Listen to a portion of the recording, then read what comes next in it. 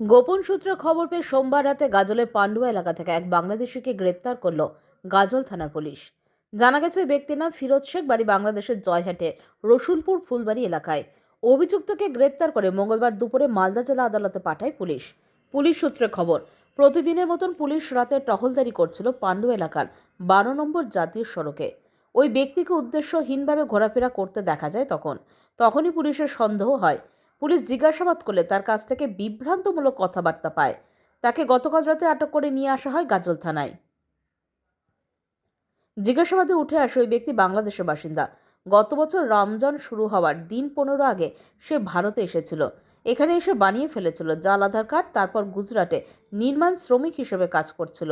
SIR এর কড়াকড়ির জন্য গুজরাট থেকে সে চলে এসেছিল বাংলায়। জয়পুরহাট। এই তোমার বাড়ি কোথায়? জয়পুরহাট। জয়পুরহাট কোথায়? জয়পুরহাট আমার রসুলপুর বাড়ি। তোমার নাম? নাম ফিরোজ। ফিরোজ। বাবার নাম? জায়বর। তো তোমাকে পুলিশ কেন ধরে নিয়ে আসছে? আমি ওই দেশের থেকে এই দেশে কাজ করার জন্য আইছি, কোনো পাসপোর্ট নাই দেখে ধরছে। তো আপনি কি বাংলাদেশি? হ্যাঁ, বাংলাদেশি। এই গাড়িতে উঠান না রে, নেমে গেল কেন? কবে কবে কবে ধরেছে? কি জ্বালা? ধরছে কালকে রাত্রে। জ্বালারই শেষ নাই। কবে আসছো? আসি তো রোজার 15তে এসে গুজরাটে কাজে গেছিলাম টাওয়ারের কাজে। এখানে কত বছর ধরে আসছো? কতদিন ধরে? 1 বছর হয় নাই, টাওয়ারের কাজে গেছিলাম।